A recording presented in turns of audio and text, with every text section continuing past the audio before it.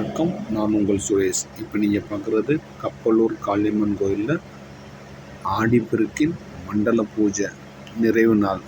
கப்பலூர் காளியம்மன் கோயிலில் பொதுமக்கள் அனைவரும் சேர்ந்து சூலாயுதத்தை எடுத்து ஊரில் பொது இடத்துல வச்சு பூவெல்லாம் வச்சு ஜோடித்து கொண்டு வர்றதான் நீங்கள் பார்க்குறீங்க.